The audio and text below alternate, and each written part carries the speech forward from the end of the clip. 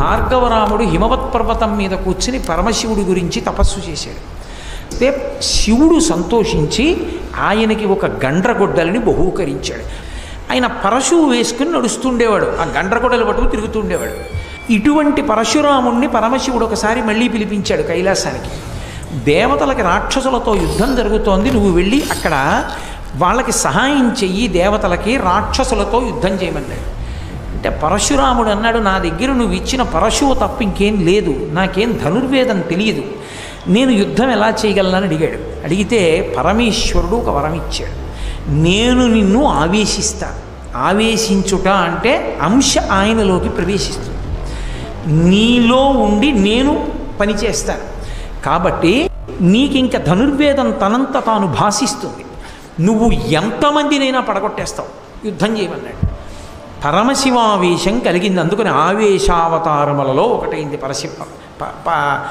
పరశురామావతారం. ఆయన దేవతలకి సహాయంగా రాక్షసుల మీద యుద్ధానికి వెళ్ళి ఆ రాక్షసులందరినీ కూడా పడగొట్టాడు. పడగొడితే ఆయన ఒళ్ళంతా కూడా తుత్తునిగల కింద కొట్టారు రాక్షసులు. నెత్తురు ఓడిపోయి పూచిన మోదుగు చెట్టులా అయిపోయాడు. అయి శివుడికి నమస్కరించి నువ్వు ఇచ్చిన కర్తవ్యం పూర్తి చేశానన్నాడు. పరమేశ్వరుడు ఆయన శరీరాన్నంతటినీ తడిమాడు. తడిమితే ఆయన ఒళ్ళు వజ్రకాయం కింద మారిపోయి అపారమైనటువంటి తేజస్సు పొంది కార్తవీర్యార్జునుడు నదీ తీరంలో కింది భాగంలో తన భార్యలతో కలిసి జలక్రీడలు ఆడుతున్నాడు. రావణాసుడు ఆయనకు అలవాటు ఉంది, ప్రదోష వేళ అయితే ఎక్కడున్నవాడు అక్కడే కిందకి దిగి సైకతలింగం చేసి ఆ సైకతలింగానికి పూజ చేస్తాడు. ఆయన నది ఒడ్డున దిగి స్నానం చేసి సంధ్యావందనం చేసుకుని సైకతలింగం చేసి దానికి ఆరాధన చేస్తున్నాడు.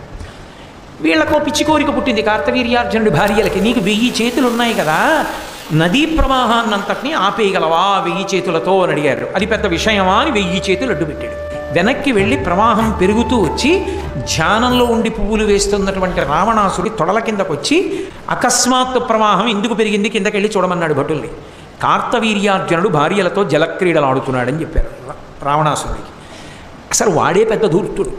ఆ కార్తవీర్యార్జునుడి 1000 చేతులు నరికేస్తానని యుద్ధానికి వెళ్ళాడు. అయితే ఆయన చూసి వీడెవడరా 10 తలల పురుగు యుద్ధానికి వచ్చింది, నా మీదకని యుద్ధం చేయలేదు, ఇలా పట్టుకున్నాడు.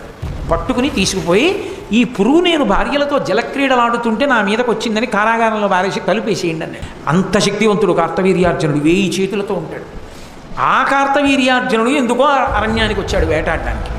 విధి అని ఒకటి ఉంటుంది కదా, అప్పుడే ఆయనకి ఆకలేసింది, దాహం వేసింది. ఇక్కడ ఎవరున్నారని వెతుక్కుంటూ వెళ్ళాడు. అరణ్యంలో జమదగ్ని మహర్షి ఆశ్రమం కనపడి వచ్చి మధ్యాహ్నం వేళ అయింది, నేను ప్రభువుని వేటకొచ్చాను, ఆకలిస్తోంది, ఆతిథ్యం ఇమ్మన్నాడు. కామధేనువుని పిలిచి పదార్థములను సృజించమన్నాడు. కార్తవీర్యార్జునుడి సైన్యానికి కార్తవీర్యార్జునుడికి వాళ్ళకిష్టమైన పదార్థాలేవో అవన్నీ రాసులుగా ఇమ్మన్నాడు జమదగ్ని. కామధేనువు వెంటనే ఇచ్చేసి అవన్నీ వడ్డించారు. రాజు అన్నీ తిన్నాడు. ఎంతమందికైనా అన్నం పెట్టగలిగిన ఈ కామధేనువు నా దగ్గర ఉండాలి, తోలుకు రెండని వెళ్ళిపోయాడు. కార్తవీర్యార్జునుడు వచ్చాడు, రా నేను ఆతిథ్యం ఇచ్చాను, ఆతిథ్యం అంతా తీసుకుని చెప్పను కూడా చెప్పలేదురా, ఆవును తోలుకు రెండని దూడను విడిచిపెట్టి ఆవుని ఎత్తుకుపోయాడు రా అన్నాడు. అంత పని చేస్తాడా నాన్నగారు, చెప్తానుండండి అని వెంటనే తన పరశువు తీసి భుజాన వేసుకుని పరిగెత్తాడు. పరశువుతోటి ఆయన ధనుష్టంకారం చేసి బాణ పరంపరలతోటి ఈ మొత్తం సైన్యాన్ని పడగొట్టి ఒక్క దూకి తన యొక్క పరశువుతో కార్తవీర్యార్జునుడి 1000 చేతులు నరికేశాడు. కార్తవీర్యార్జునుడు చచ్చిపోయాడు. తిరిగి వచ్చాడు తండ్రి దగ్గరికి ఆవును తీసుకుని. భూమిని ఏలేటటువంటి రాజుని చంపావు కాబట్టి తత్పాప పరిహారార్థం తీర్థయాత్రలు చేసిరమ్మన్నాడు.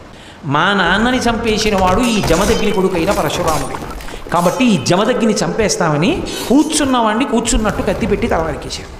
నేను లేనప్పుడు దొంగ దెబ్బ తీసి నా తండ్రిని చంపారు. ఈ క్షత్రియులు బతకడానికి వీల్లేదమ్మా, నువ్వు 21 మాటలు గుండెలు బాదుకుని అరిచావు కనుక 21 మాటలు ఈ భూమండలం అంతా తిరుగుతాను, క్షత్రియుడన్నవాడు కనబడితే చంపేస్తాను. 21 మాటలు భూమండలం అంతా తిరిగి క్షత్రియులన్న వాళ్ళని విడిచిపెట్టకుండా సంహరించి ఈ నెత్తురంతా తీసుకెళ్ళి కురుక్షేత్రంలో 5 హ్రదములు తవ్వాడు. 5 చెరువులు తవ్వి 5 చెరువులు ఈ క్షత్రియుల యొక్క నెత్తుటితో